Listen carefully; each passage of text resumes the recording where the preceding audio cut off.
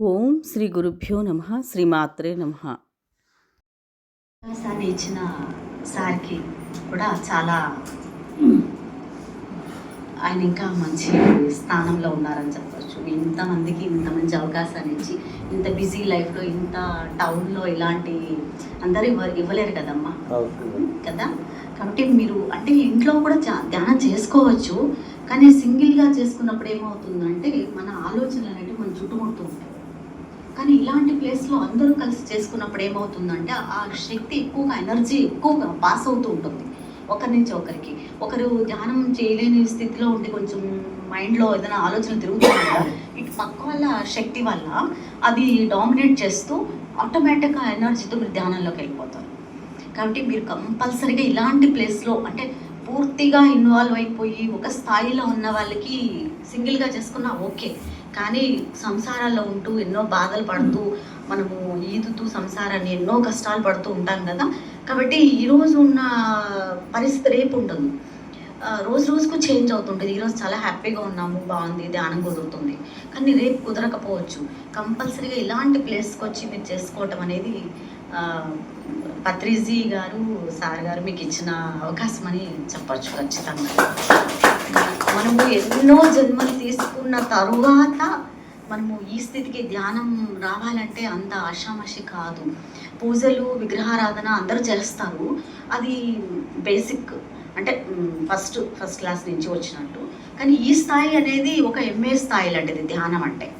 ఇక్కడికి వచ్చిన తర్వాత మనం ఈ టైంని చాలా ఉపయోగించుకోవాలి. ఈ జన్మలో మనకి ఈ అవకాశం వచ్చింది, ఇక్కడ ఇంకా మనం హయ్యర్ ఎడ్యుకేషన్లో ఎలాగా మనము జాగ్రత్త తీసుకొని మనం ఇంకా పైకి వెళ్ళాలి ఇంకా అనుకుంటామో ఒక అలాగా ఇప్పుడు ఇంత మంచి అవకాశం ఈ జన్మలో మీకు వచ్చింది కదా, దీన్ని మాత్రం మనము టైంని మనం వినియోగించుకోవాలి. అంటే ప్రతి నిమిషము మనకి ఇంపార్టెంటే. మరి మీరు ఇక్కడికి వస్తారు, ఇక్కడ వచ్చినప్పుడు మీరు 1 అవర్ చేస్తున్నారా ధ్యానం, హాఫ్ అన్ అవర్ చేస్తున్నారు, 1 అవర్ చేస్తున్నారు.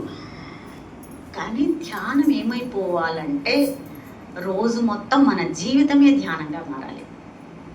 1 అవర్ చేస్తున్న ధ్యానము మనము నిల్చున్నా, కూర్చున్నా, వంట చేస్తున్నా, ఎవరితో మాట్లాడుతున్నా మనలో మనం ఉండాలి, మనతో మనం ఉండాలి, మనలో మనం ఉండాలి. అప్పుడు ఏమైపోతుంది, మొత్తం లైఫ్ అంతా మనకు ధ్యాన స్థితిలోనే ఉంటాం. ఇప్పుడు కామ్గా కూర్చున్నాం, ఇక్కడ ధ్యానం చేస్తున్నాం, ధ్యానం నిలుస్తుంది.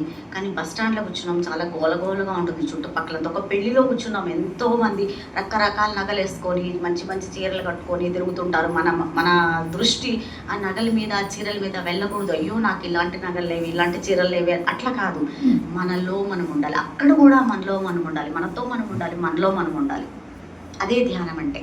కాబట్టి 1 అవర్ చేసే ధ్యానాన్ని మీరు జీవితం మొత్తం లైఫ్లో ఎక్కడున్నా కానీ ఆ ఆత్మానందాన్ని అనుభూతి చెందుతూనే ఉండాలి.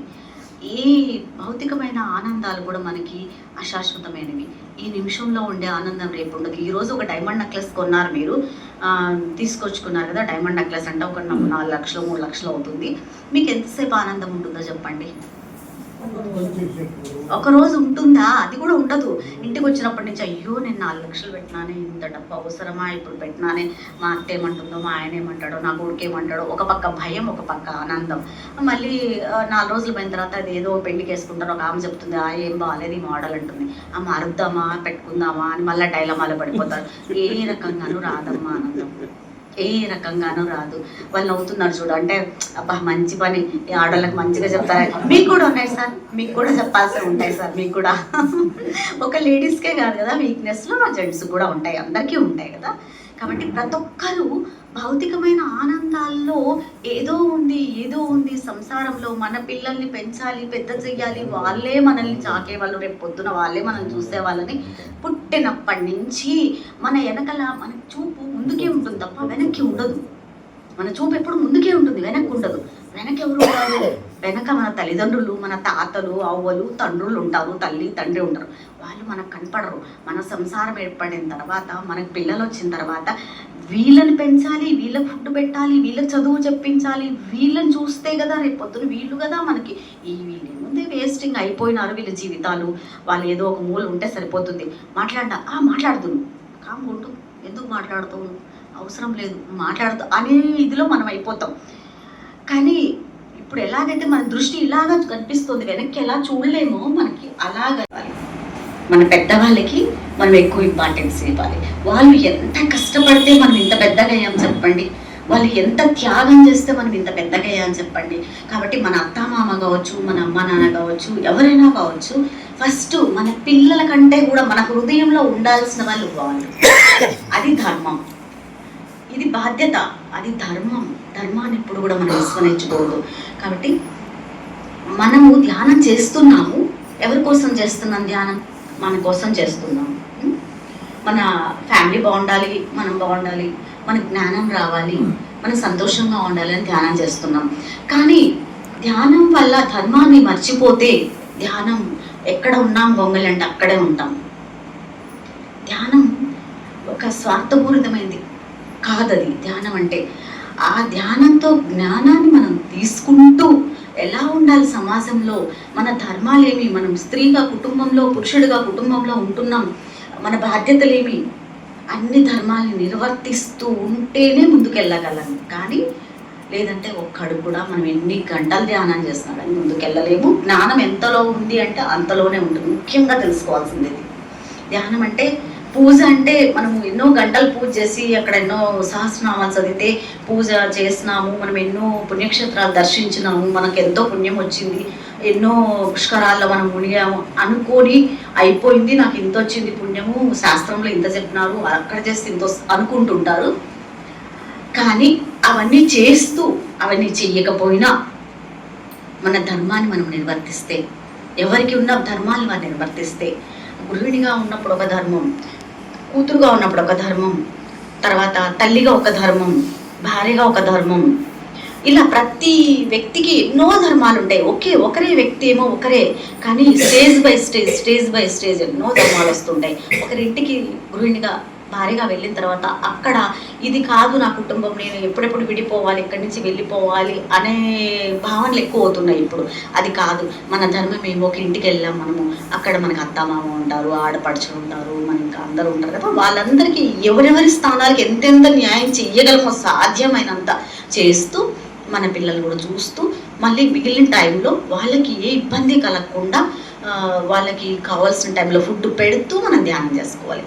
మనం ధ్యానం చేసుకుంటున్నాం, పూజ చేసుకుంటున్నామని బాధ్యతలు విస్మరించి కూడా చేయడం కూడా కరెక్ట్ కాదు. భగవంతుడు ఒప్పుకోడు. ఎందుకంటే భగవంతుడు ఎక్కడున్నాడు? అందరిలో ఉన్నాడు, అందరిలో ఉండి చూస్తున్నాడు కదా. ఎవరికి ఏం తక్కువ చేసినా ఏం చేసినా, ఈమెమో ధ్యానం చేస్తుంది, గంట సేపు చేస్తుంది, 2 గంటలు చేస్తుంది, నాకేమో జ్ఞానం కావాలంటుంది, నాకేమో మోక్షం కావాలంటుంది, నేను ఎట్లా ఇచ్చేది అని ఆయన ఎన్నో రకాలుగా చూసి మార్కులు వేస్తుంటాడు మనకి. మనము భౌతిక ప్రపంచంలో ఉంటూ, సమాజంలో ఉంటూ, గృహిణిగా ఉంటూ, అన్ని స్థానాలకి న్యాయం చేస్తూ మనం ఆత్మానందంలో ఉండడం అనేది చాలా ఇంపార్టెంట్. ఆత్మానందాన్ని 1 గంట కాదు, 2 గంటలు కాదు, ఎప్పుడు ఆత్మానందంలో ఉండండి. ఈ 1 గంట మీరు వచ్చినప్పుడు ఎంత ఆనందాన్ని పొందుతున్నారో, ఇక్కడ మేము ధ్యానం చేస్తూ ఈ వైబ్రేషన్స్ ఎలాగున్నాయో అలాంటి ఆనందం మనం మొత్తం ఉంటే ఎంత బాగుంటుంది. మనం ఆశావాదులం కదా మనం. మామూలుగా మనకి మనిషికి ఆశ ఉంటుంది, కానీ భౌతిక ప్రపంచంలో ఆశ అనేది చాలా ఇబ్బందులు పెడుతుంది. కానీ ఆధ్యాత్మికమైన ఆశ అంటే అది కూడా ఏమి, మళ్ళీ నేనేదో అలా అవి చూడాలి, మనం గాలిలో తేలిపోవాలి, అది మంచి ఆశ కాదు. అవన్నీ కూడా మభ్య పెడుతుంటాయి మనకి. సిద్ధులు, వాటి జోలికి వెళ్ళకూడదు మనము. ఆ సిద్ధులు ఒకవేళ వచ్చినా కూడా వాటికి మళ్ళీ చూపించుకోవడానికి మళ్ళా మానవుని యొక్క నైజం కదా. ఏదున్నా మనం ఒక నగ, ఒక చీర కొన్నా, ఇంకొక కారు కొన్నా అందరికీ చూపించుకోవాలి అనుకుంటాం కదా జనరల్గా మనము. అలాగనే సిద్ధులు వచ్చినా కూడా మళ్ళీ అవి చూపించుకోవాలా, అదొక పెద్ద బాధ. ఎవరికి చూపించుకుందాం? ఫస్ట్ ఇంట్లో చూపించుకుందాం, మళ్ళీ బయట చూపించుకుందాం, ఈ తపన మొదలవుతుంది. కాబట్టి ఆదిశంకరాచార్య స్వామి కూడా సిద్ధుల జోలికి వెళ్ళొద్దండి, కోరుకోవద్దండి, అలాంటి కోరికలు వద్దు మీకు అని చెప్తున్నారు. ఎందుకంటే ఒక సిద్ధి కావాలి, అనిమా సిద్ధి, గరిమా సిద్ధి, లఘుమా సిద్ధి అని ఇలా రకరకాల సిద్ధులు ఉన్నాయి కదా. ఒకటి కావాలి అని ఒక జీవితం అంతా ధ్యాన శక్తిని అంతా దానికే ఉపయోగిస్తూ వెనక్కి వెళ్తుంటారు, లేదా ఎక్కడ నిలబడిన వాళ్ళు అక్కడే ఉండిపోతారు, కానీ ఒక జ్ఞానాన్ని సంపాదించలేకపోతారు. సిద్ధులు ఇవన్నీ కూడా పరమాత్మకు సంబంధించినవే. పరమాత్మ ఒక్కడికే ఇవన్నీ ఉన్నాయి, తెలుసు. మనకి ఎప్పుడు ఏవి ఇయ్యాలో, ఎవరికి ఏం అవసరమో అవి ఇస్తుంటాడు. మనకు అవసరం లేదు. మన చిన్న బిడ్డలం మనకు ఇవి కావాలి అని కోరుకునే అవసరం లేదు. ఏ బిడ్డకు ఏం అవసరమో, ఎప్పుడు ఏది కావాలో, ఏ స్థితిలో ఉన్నారో ఆ బిడ్డకు అవి ఇస్తూ, ఒకవేళ అవసరం అంటే ఇప్పుడు సత్యసాయి బాబా ఉన్నారు, అక్కడ ఆ ప్లేస్ డెవలప్ చేయాలంటే అవసరం కాబట్టి ఆయనకి ఎన్నో సిద్ధులు ఇచ్చినారు. అందులో ఆయన్ని వాటన్నిటినీ తీసుకొని దాన్ని ఎలా ఉపయోగించాలి, ఎలా ఉండాలి, తన స్థితిలో తను ఉంటూ వాటన్నిటిని ఉపయోగించి ఆ ప్లేస్ని ఎలా అభివృద్ధి చేయాలి, ఎలా అట్రాక్ట్ చేయాలి, ఎంత ప్రపంచం మొత్తం అట్రాక్ట్ అవుతూ అక్కడికి వచ్చి ఎన్ని పనులు జరిగినాయి చెప్పండి. కాబట్టి మనలాంటి వాళ్ళందరికీ కూడా సిద్ధులు అవసరం లేదు. మనము ఇలాంటి వాటికి జోలికి వెళ్ళకూడదు. హాయిగా ఆత్మానందాన్ని పొందుతున్నాం కదా ధ్యానంలో, అది ఉంటే చాలు. అంతకంటే ఆనందం మనకి ఇంకేం అవసరం చెప్పండి. ఏ వచ్చినా కూడా అవి నిలుపుకోవాలి, దాచుకోవాలి, చూపించుకోవాలి అనేది తప్ప, ఆ తపన తప్ప ఏమీ రాదు. కాబట్టి మన ధర్మాలన్నింటినీ మనం నిర్వర్తిస్తూ, ప్రేమిస్తూ, మన చుట్టుపక్కల సాధ్యమైనంత ప్రేమగా ఉంటూ, అందరినీ మనము ఒక మాట మనం మాట్లాడినామంటే ఎంత బాధపడతాం చెప్పండి. కాబట్టి వాక్ చాలా ఇంపార్టెన్స్ ఉంది. మన మాట ఎలా ఉంది, ఇతరులు ఇబ్బంది పెట్టే రకంగా మాట్లాడుతున్నామా, లేదా మనల్ని ఎవరైనా ఇబ్బంది పెట్టే విధంగా మాట్లాడుతున్నారా, మాట్లాడినియండి. ఎందుకంటే మనకి పూర్వజన్మ కర్మలు ఉంటాయి కదా, ఆ కర్మలన్నీ ఎలా కరుగుతాయి చెప్పండి. ఆ కర్మలన్నీ కూడా మన ఇంట్లో మన భర్త కావచ్చు, పిల్లలు కావచ్చు, మన ఆడపడుచులు కావచ్చు, ఎవరో ఒకరి ద్వారా కరిగించాల్సిందే, తప్పదు. మనవి మనం తీసుకోవాల్సిందే. కానీ మనం ఆనందం వచ్చినప్పుడేమో మనం చాలా సంతోషంగా అంతా నాదే అంటాము, బాధలు వచ్చినప్పుడేమో అంతా నువ్వే చేస్తున్నావు నీ వల్ల అంటాము. కానీ అది పొరపాటు. ఆనందం అందే, బాధ అందే, రెండు పాపపుణ్య కర్మలు రెండు సంచులు మోసుకొని వచ్చినాం కదా మనము, అవి క్లియర్ చేయాలి కదా. కాబట్టి అన్నీ వస్తుంటాయి మనకి. మీరు కూడా రాండి సార్. ఓం శతమానం భవతి శతాయః యం పరుషః శతేంద్రియే ఆయుష్యేంద్రిये ప్రతిష్టతి. ఓం శాంతి శాంతి శాంతి. ఆరోగ్య ప్రాప్తిరస్తు, ఐశ్వర్య ప్రాప్తిరస్తు, ఇష్ట ఫల కార్య సిద్ధిరస్తు, ధ్యాన ప్రాప్తిరస్తు. Okay madam.